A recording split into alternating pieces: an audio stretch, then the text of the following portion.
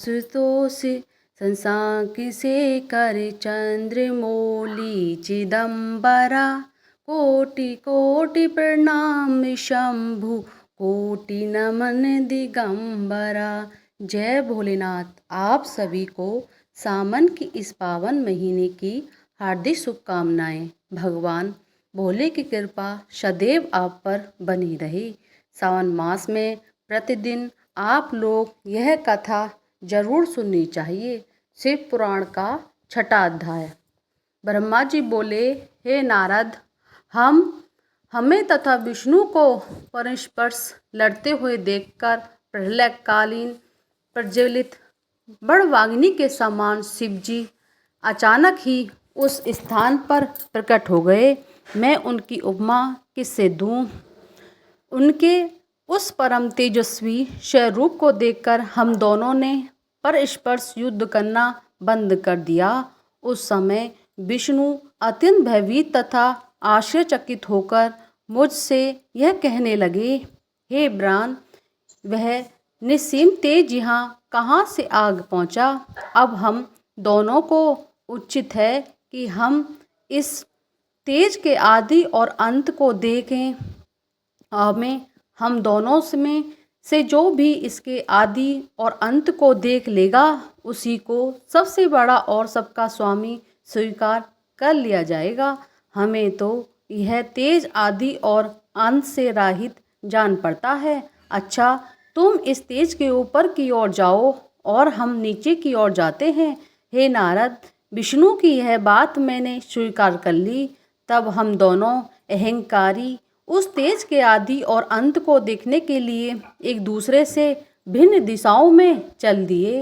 हे पुत्र, जो कार्य अहंकार की अवस्था में किया जाता है वह कभी पूर्ण नहीं होता और उसका फल भी अच्छा नहीं मिलता है। जब तक मनुष्य अहंकार को नहीं त्याग देगा, तब तक उनका कार्य सिद्ध नहीं हो सकता। हमारे और विष्णु के इस चरित्र को जो मनुष्य प्राप्त काल हाथ पांव धोकर ध्यान में लाता है, उसे इस लोक में सुख, आरोग्य तथा परलोक में श्रेष्ठ गति की प्राप्ति होती है।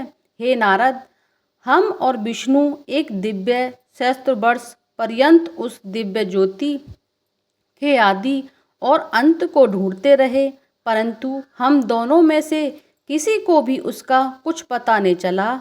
अस्तु, हम निराश होकर अपने स्थान को लौट पड़े।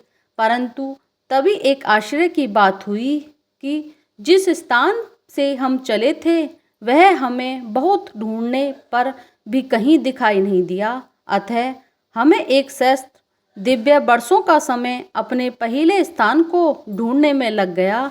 उस समय हमें इस बात का भली भांति प्रकार ज्ञान हो गया कि हमारे ऊपर भी कोई बड़ी शक्ति है जो सबसे उत्तम और पुरातन है। यह बात ध्यान में आते ही हम दोनों उस पवित्र निर्विकार स्वरूप की शरण में गए और परस्पर शत्रुता को त्याग कर भक्ति भाव से उस परम स्वामी की स्तुति करने लगे। हम दोनों की उस प्रार्थना को सुनकर यह आकाशवाणी हुई, हे ब्रह्मा तथा हे विष्णु, तुम दोनों योग्य साधन करो। हे नारद, उस आकाशवाणी को सुनकर हम दोनों ने योग्य अभ्यास करते हुए उस अलक्षित स्वामी की स्तुति में इस प्रकार कहना शुरू किया, हे स्वामी, हम दोनों ने आपकी माया के वशीभूत होकर अपने को सृष्टि का उत्पन्न करता समझ लिया था।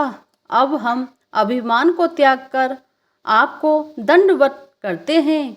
आप हमें अपना सेवक जानकर कृपा कीजिए और प्रकट होकर हमें अपना दर्शन दीजिए।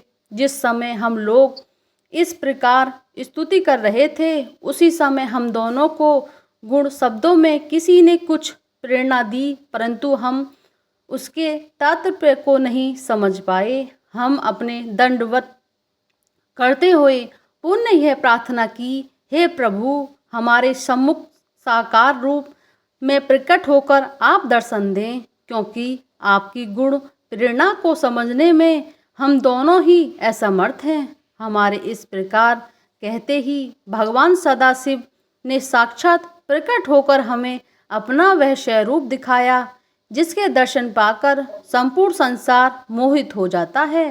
तदुपरांत प्रणव अर्थात ओमकार प्रकट हुआ। भगवान सदाशिव की माया जानने में असमर्थ होने के कारण हम भी उसे भी समझने में असमर्थ रहे। कुछ देर पश्चात जब उस प्रणव के 4 भाग हुए और उसके भीतर से सगुण रूप भगवान त्रिशूलपाणि प्रकट हुए, उस समय हमने यह समझा कि इस प्रणव के जो आकार, उपकार तथा मगा अक्षर हैं, उसके नाद तथा बिंदु का यह अर्थ है। पहला अक्षर अर्थात अंकार लिंग की ज्योति है, दूसरा अक्षर उकार उस ज्योति का माध्य है, जो आदि मात्रा नाद स्वरूप है, वह उस लिंग ज्योति का मस्तक है, जो बिंदु है वह संपूर्ण लिंग का ज्योति स्वरूप है। उसका वर्ण अन्य प्रकार से इस प्रकार किया जा सकता है कि आकार से शृंगवेद, उकार से यजुर्वेद, मकार से सामवेद, नाद से अर्थवेद तथा बिंदु से ब्रह्मा विद्या का स्वरूप बना है। वह इस संपूर्ण सृष्टि में सर्वोत्तम है, उसी का वृषातन कहा जाता है। उसी प्रणव में तीनों लोकों की स्तुति है, वह कभी नष्ट नहीं होता। ब्रह्मा से लेकर तृण पर्यंत सभी जीव तथा वस्तुएं उसमें स्थित रहती हैं। ढूंढने पर भी प्रणव के लिंग को प्राप्त नहीं किया जा सकता। चारों वेद तथा 18 पुराणों भी उसके भीतर विद्यमान हैं। हे नारद, वेद भगवान सदाशिव को प्रण स्वरूप कहते हैं। वह शिवजी अपने दाहिने अंग आकार द्वारा सृष्टि की उत्पत्ति करते हैं। वह बाएं अंग उकार द्वारा उसका पालन करते हैं। प्रण स्वरूप शिव के हृदय में जो मकार है, उससे प्रलय का प्रादुर्भाव होता है। वर्णमाला के संपूर्ण अक्षरों से भगवान सदाशिव का शरीर अलकृत है। इन अक्षरों से अलकृत श्री शिव जी का जो शरीर है, उसका स्मरण करने से अत्यंत प्रशंसा की प्राप्ति होती है। मैंने और विष्णु ने सदाशिव का जब यह प्रणव स्वरूप देखा तो अत्यंत प्रसन्न होकर हाथ जोड़ उन्हें दंडवत की तथा हम दोनों ही उनकी बहुत प्रकार से स्तुति करने लगे। बोली शंकर भगवान की जय। 6वां अध्याय समाप्त हुआ। 7वां अध्याय हमारे अगले वीडियो में मिलेगा। ओम नमः शिवाय। हर हर महादेव। ओम जय शिवी ओमकारा, स्वामी जय शिवी ओमकारा, हर शिवी ओमकारा, ब्रह्मा विष्णु सदा शिवी हरदांगी धारा।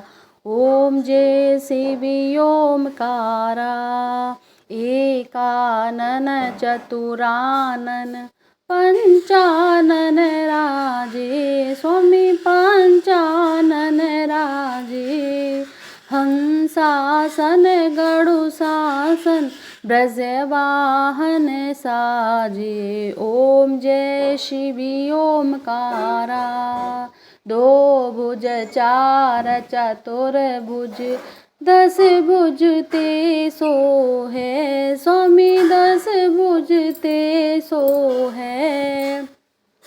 त्रिगुण रूपिणी रखता त्रिभुवन मन मोह। ओम जय शिवी ओमकारा, अक्षमाला बनमाला मुंडमाला धारी, स्वामी मुंडमाला धारी। चंदन मृग मदि सोहे भोले सुविकारी। ओम जय शिवी ओमकारा, सतांबर पीतांबर बागांबरियांगे, स्वामी बागांबरियांगे। सनकादिक ब्रह्मादि भूतांगी सांगी। ओम जय शिवी ओमकारा, करके मध्य का मंडल चक्र त्रिशूल धरता, स्वामी चक्र त्रिशूल धरता।